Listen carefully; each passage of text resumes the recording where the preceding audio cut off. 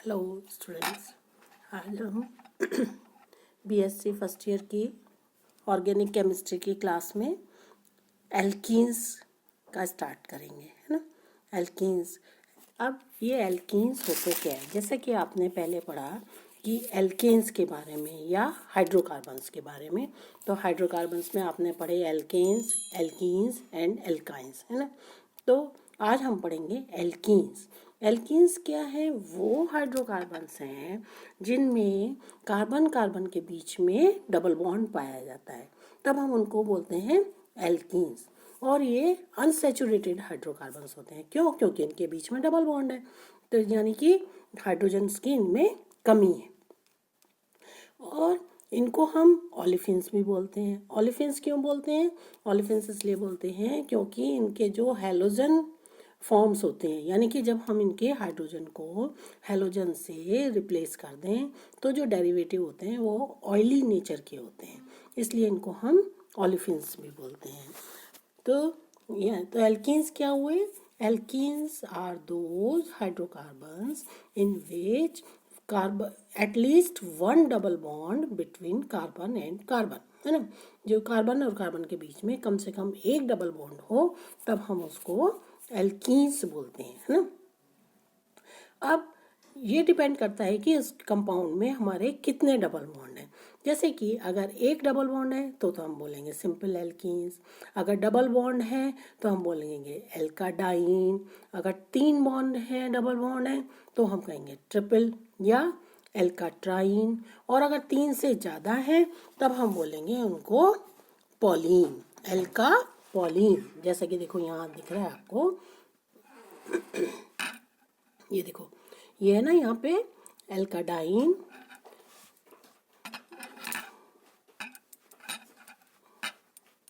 ये देखो ये एल्काडाइन। अगर डबल बॉन्ड है, अगर ट्रिपल बॉन्ड है, तीन है डबल बॉन्ड, तो हम कहेंगे एल्काट्राइन। और अगर तीन से ज़्यादा है तब हम बोलेंगे एल्का पॉलीन्स कहेंगे इनको, है ना। ठीक है, तो ये है इंट्रोडक्शन कि कैसे क्या होते हैं एल्केन्स। इसके बाद है इनको हम जनरल फॉर्मूला, जैसे एल्केन्स को हम CnH2n+2 से शो करते हैं, इसी तरह एल्कीन्स को हम जनरल फॉर्मूला CnH2n से जानते हैं।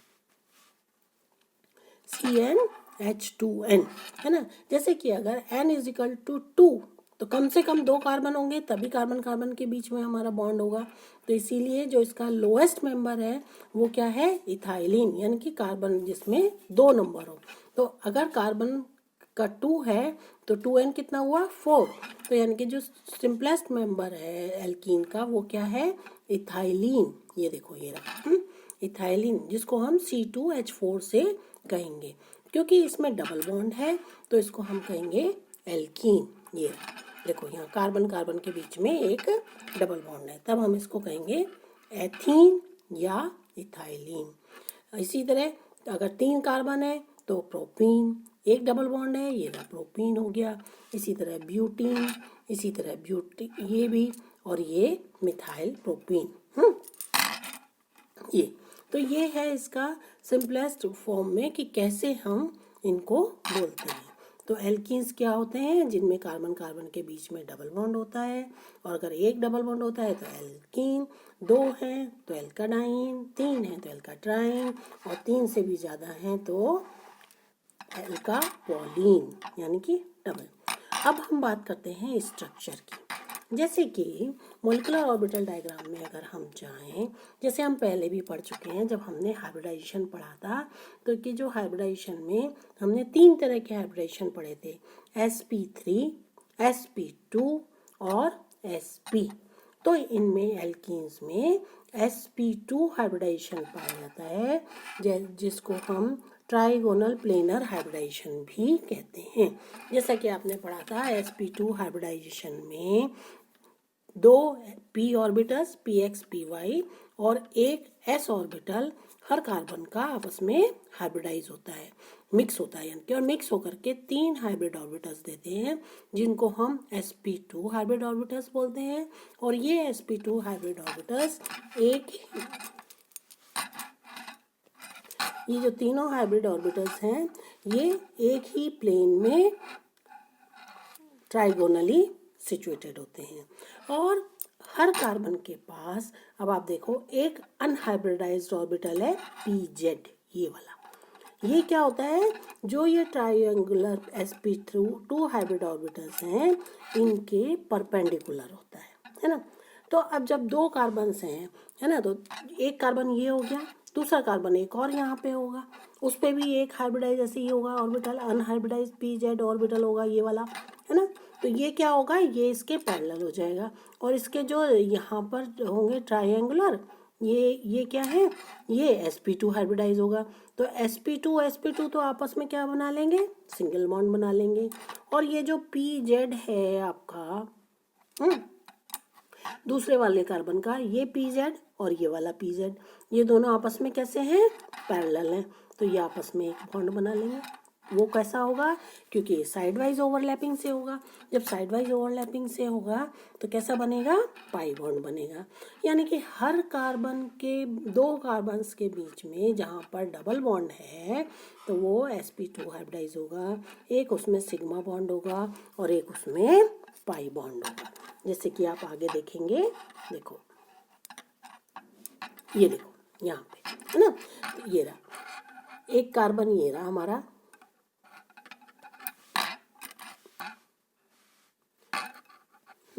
एक कार्बन ये, एक कार्बन ये, है ना। तो इन दोनों के बीच में एक सिग्मा बॉन्ड और एक पाई बॉन्ड बनेगा। और जो बॉन्ड एंगल होगा वो कितना होगा, 120 डिग्री का होगा, है ना।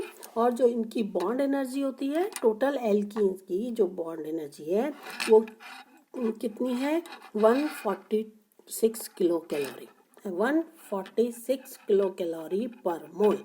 अब इसमें दो बॉन्ड है, एक सिग्मा बॉन्ड है ये वाला और एक ये पाई बॉन्ड है। तो हम जानते हैं क्योंकि pi bond side wise overlapping से बनता है, तो उसमें क्या है, जो इलेक्ट्रॉन्स की कंसंट्रेशन है इंटर न्यूक्लियर एक्सिस के ऊपर और नीचे होती है, तो जिससे कि वो बॉन्ड वीक होता है कंपैरेटिवली सिग्मा बॉन्ड के। तो इसमें जो पाई बॉन्ड की एनर्जी है वो कितनी है, 63 किलो कैलोरी पर मोल, और जो सिग्मा बॉन्ड की है वो है आपकी 83 किलो कैलोरी पर मोल। तो यानी कि पाई बॉन्ड हमारा वीकर है सिग्मा बॉन्ड के कंपैरिजन में। अब आती है बॉन्ड लेंथ। बॉन्ड लेंथ कितनी होती है, डबल बॉन्ड में जो बॉन्ड लेंथ होती है सिंगल बॉन्ड कार्बन से कम होती है, और वो कितनी होती है, ये 1.34 एंगस्ट्रॉम। क्यों, किसकी वजह से, डबल बॉन्ड की वजह से। अब नेक्स्ट आते हैं कि तो डबल बॉन्ड का इसका स्ट्रक्चर कैसा हो गया, पाई बॉन्ड एल्कीन्स का, कि एल्कीन्स में जहाँ पर जिस कार्बन के बीच में डबल बॉन्ड होता है वो sp2 हाइब्रिडाइज होता है, जिसमें वो दो तो हाइड्रोजन से बॉन्ड बनाते हैं और एक एक कार्बन के बीच में बॉन्ड होता है, और दूसरा जो डबल बॉन्ड, दूसरा जो बॉन्ड होता है वो पाई बॉन्ड की वजह से होता है। अब हम बात करें, क्योंकि इसमें डबल बॉन्ड है एल्कीन्स में, इसलिए ये जियोमेट्रिकल आइसोमेरिज्म भी शो करता है। जियोमेट्रिकल आइसोमेरिज्म क्यों शो करता है, देखो जैसे यहाँ पे जाएं हम, एक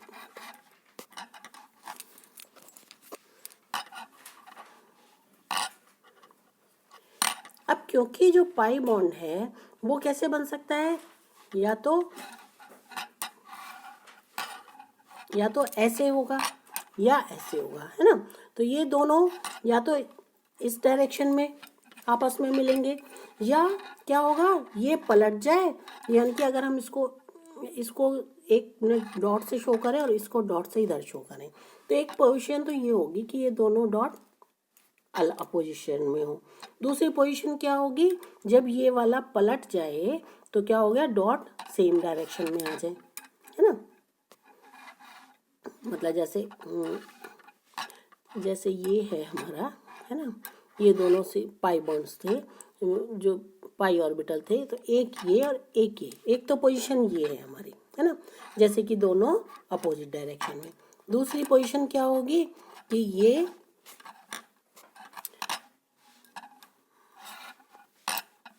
जब ये आपस में पलट जाएं तो क्या होगा, दोनों सेम डायरेक्शन में हो। तो क्या होगा, जब ये दोनों पलटेंगे तो कार्बन पे जो दो ये बॉन्ड लगे हुए हैं, ये वाले, ये जो हैं, तो ये भी पलटेंगे, है ना। तो इससे क्या होगा, एक पोजीशन में इधर वाले दोनों पास में होंगे, दूसरी पोजीशन में ये वाले दोनों पास में होंगे। तो यानी कि दो ज्योमेट्रिकल स्ट्रक्चर्स पॉसिबल होंगे। इसीलिए जो एल्कीन्स होते हैं वो ज्योमेट्रिकल आइसोमेरिज्म शो करते हैं, जिसको कि हम आगे एग्जाम्पल्स लेके आपको बताएंगे। नेक्स्ट है नोमेनक्लेचर। नोमेनक्लेचर में इसका वही रूल जैसे कि एल्केन्स के उसमें होता है, इसमें भी हम लॉन्गेस्ट चेन, जो मतलब कार्बन कार्बन की सबसे लंबी चेन होती है, उसको हम काउंट करेंगे, है ना, उसको लेंगे। और दूसरा पॉइंट क्या है कि डबल बॉन्ड की जो पोजीशन है उधर से देंगे जहाँ से उसका नंबर कम आए। अब जैसे ये देखो, ये वाला कंपाउंड है, ये वाला देखो, है ना। इस कंपाउंड के अंदर हम देखें तो चेन लंबी कौन सी है, ये, यहाँ से हम स्टार्ट करें, 1 2 3 4 5 6 7 है, 7 मतलब हेप्ट, और क्योंकि डबल बॉन्ड है तो हेप्टीन, है ना। अब क्या करें, किधर से काउंटिंग स्टार्ट होगी, इधर से स्टार्ट होगी, यहाँ से 1 2 3 4 5 6 7 और 8। तो 1 2 3 4 5 6 7 8, है ना, ये हो गए। तो ये 8 कितने हो गए, 1 2 3, इसको छोड़ दो, इस वाले को 1, यहाँ से देखो 1 2 3 4 5 6 7, है ना, तो 7 हो गए। अब देखो, अब इसके डबल बॉन्ड की अगर हम पोजीशन देखें तो इधर से गिनेंगे तो ये 6 आएगी, इधर से गिनेंगे इस साइड से तो इसकी क्या आएगी, 1 पोजीशन आएगी। तो ये क्या हुआ, हेप्टीन हुआ, क्योंकि डबल बॉन्ड है और कहाँ पे है, 1 कार्बन पे है, तो हम इसको कहेंगे हेप्टीन 1, है ना।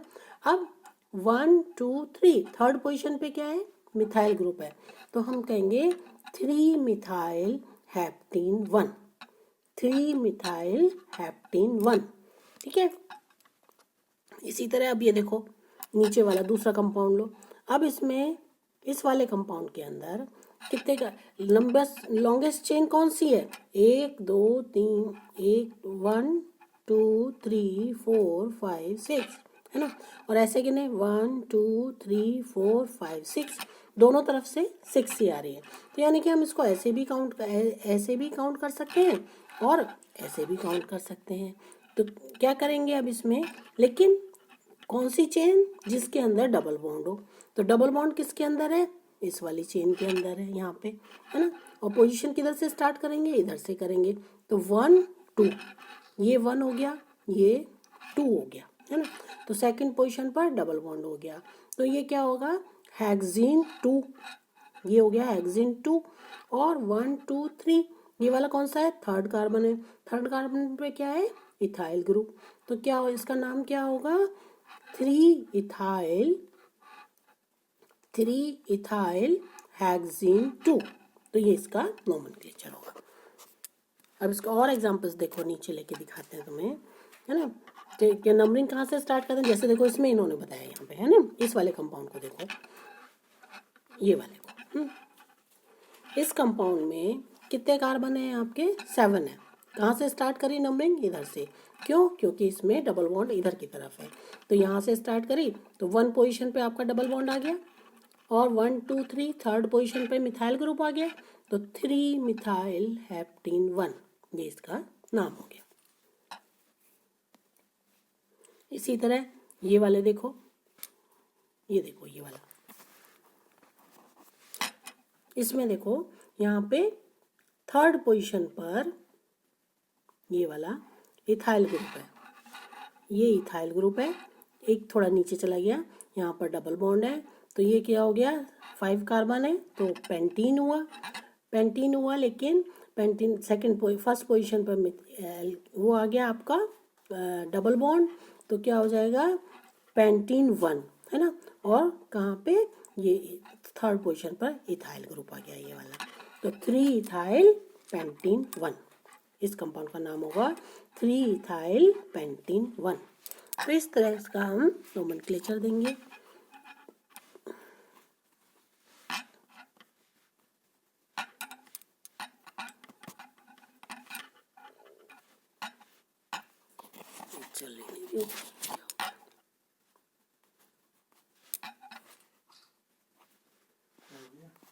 चल नहीं रही, क्या स्टॉप कर दूं यहीं पे?